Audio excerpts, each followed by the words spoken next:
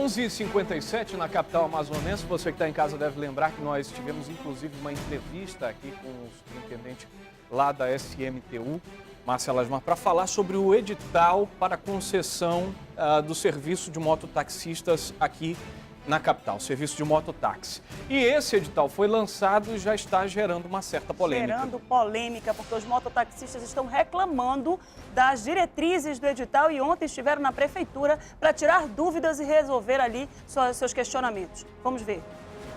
Eles chegaram com 1 hora de antecedência. A reunião, marcada para as 3h30, começou ali mesmo no estacionamento da prefeitura, enquanto esperavam pelo prefeito. As reclamações são sobre possíveis falhas no edital. O edital, ele fala de uma forma que nós não podemos carregar pessoas obesas acima do peso. Então isso aí é um item que prejudica muito. Outros requisito também que está prejudicando é que a lei municipal hoje, ela fala que o transporte de passageiro ele é feito acima de 7 anos de idade. Então aqui no edital que foi convocado, ela está dizendo que nós temos que transportar pessoas acima de 9 anos. Então isso aí nos prejudica muito.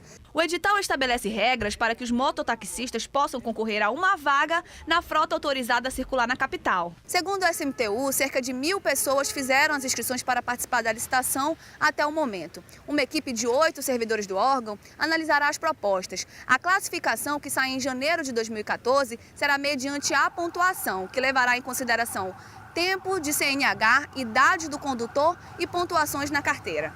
A preocupação dos mototaxistas é justamente com essa avaliação. O medo é que as 3.303 vagas disponibilizadas não sejam preenchidas. Após quase 2 horas de atraso, a categoria foi recebida. As propostas que nós levamos para ele foram identificadas. Os erros, se houve realmente esses erros, nós vamos rever isso. O que o sindicato quer que aconteça o processo licitatório. Que aconteça o processo licitatório justo, que esses pais de família que vêm lutando há mais de 10 anos sejam beneficiados. É isso que a gente quer, nada mais do que isso. O prefeito Arthur Neto e o presidente do SMTU, Pedro Carvalho, ouviram as observações dos mototaxistas. Por enquanto o edital está mantido, muita coisa que nessa reunião foi questionado são coisas depois. Essa coisa de cor de moto, tipo de colete. O certo é que nós vamos padronizar, mas a gente pode muita coisa discutir, até porque o SMTU pode mudar alguma coisa, desde que seja para o bem da categoria. Muito bem, são 11h59 minutos na capital agora. Márcia Lasmar, é meio-dia em ponto, mudou o relógio, né?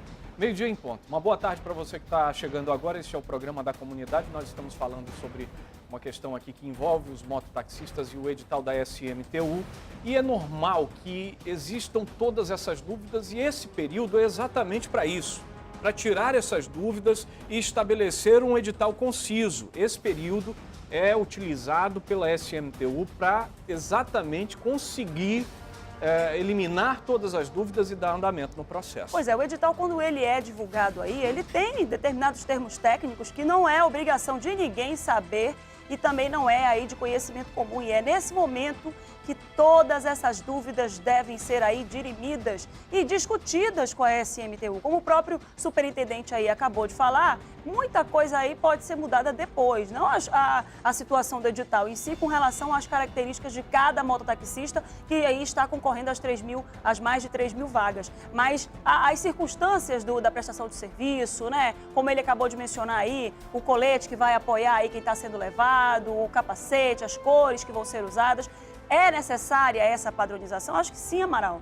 É necessária porque a pessoa precisa ser reconhecida à distância. A gente sabe que a profissão é uma profissão muito trabalhosa, é fundamental. E, além do mais, aí a gente sabe que tem muita gente aí de má fé que usa a profissão de mototaxista para o cometimento de crimes e isso também tem que ser evitado. Muito bem. Olha, agora nós vamos mudar de assunto. Você que tem em casa, vem comigo aqui até a tela do programa da comunidade, que eu quero trazer informações sobre um acidente que aconteceu ontem. Acidente por quê? Porque uma botija acabou explodindo e causou um incêndio em uma casa na rua São Tomé, lá no Santo Antônio. A casa pegou fogo depois que a botija explodiu. O incêndio começou por volta das 9h30 da noite. A dona da casa disse que estava fazendo um mingau para o filho na hora em que a botija acabou explodindo. O fogo se espalhou rapidamente porque a casa Na casa também funcionava uma borracharia. Era a residência construída de madeira. Os moradores do local tentaram ajudar a apagar o fogo e 3 viaturas do Corpo de Bombeiros foram acionadas para conter as chamas. Segundo o próprio Corpo de Bombeiros, apenas uma pessoa ficou ferida mais levemente. Nós temos imagens na tela, foram feitas por uma pessoa ali, imagens de um cinegrafista amador, que mostram o momento em que o fogo está tomando parte da casa, né? Está ali consumindo parte da casa. Por sorte, eu acredito que, inclusive, a botija não chegou a explodir imediatamente. A gente imagina que havia um vazamento de gás e que no momento em que a dona de casa, a mãe, preparava o mingau, esse vazamento acabou se alastrando porque já existia uma mangueira furada, um registro mal colocado na botija de gás, e aí houve todo aquele alvoroço e a explosão veio depois, porque no momento em que o fogo começa a se espalhar, uma casa de madeira, a mãe certamente puxou a criança, levou para fora, uma pessoa acabou ficando ferida, a gente não sabe se foi a mãe, se foi a criança ou se foi outra pessoa que estava na casa no momento em que tentou salvar as duas, mas traz para a gente principalmente aquilo que nós falamos muito quando noticiamos um incêndio como esse.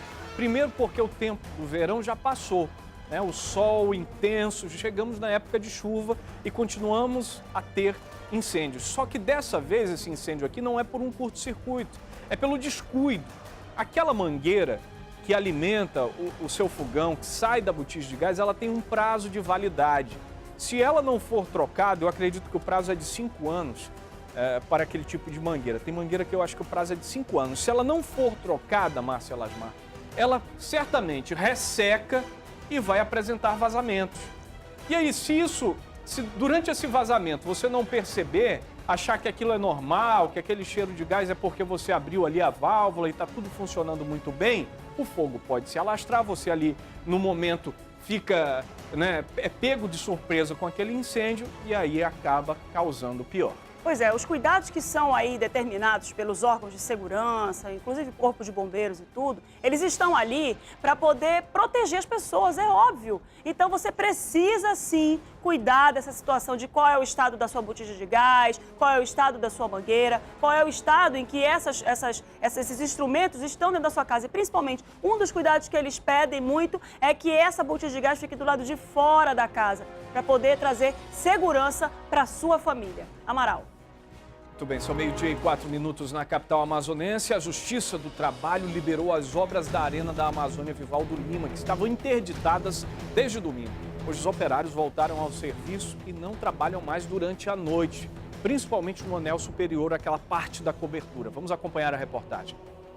Mais de 2.000 operários ficaram de braços cruzados desde o último domingo, quando a arena foi interditada. Mas hoje voltam ao serviço. Depois da perícia, o Ministério Público do Trabalho fez algumas exigências. Os 2 acidentes ocorreram nas mesmas situações, ou seja, no período da noite. Então, há algum problema nesse trabalho. Então, por conta disso, a própria empresa assumiu o compromisso de não mais realizar o trabalho na cobertura, da instalação das membranas na cobertura, no período da noite. Outra é quanto ao número de técnicos de segurança do trabalho, que dobrou de 6 para 12. Segundo o Ministério Público, a perícia não é periódica, mas já estava prevista. Em maio, durante a última fiscalização, 90% dos andaimes estavam irregulares e 63 das 64 obrigatoriedades da empresa também não estavam de acordo com o padrão. A única que não foi encontrada se refere a uma parte da obra que já havia sido finalizada. Não há como averiguar uma coisa que não existe mais no canteiro, né? Então a obrigação de se fazer encerrou nesse caso das escavações. Caso a empresa responsável pela obra volte a descumprir algum requisito, receberá multa no valor de R$20 mil. Essa multa que foi fixada no âmbito judicial foi uma multa sancionatória para o caso de descumprimento das medidas judiciais. Independente da existência dessas medidas judiciais, existe uma norma regulamentadora do meio ambiente do trabalho que a empresa é obrigada a cumprir. E durante as fiscalizações do Ministério do Trabalho e Emprego foram averiguadas essas irregularidades. Outras fiscalizações ainda não agendadas devem ser realizadas no decorrer da obra. Muito bem, está aí pelo menos por enquanto, o fim do imbróglio em relação à Arena da Amazônia, a construção e conclusão das obras que já chegam a 93,31% dos trabalhos concluídos. 12:07 na capital amazonense. Neste momento nós vamos para um rápido intervalo, já voltamos com muito mais informação e comunidade para você. Até já!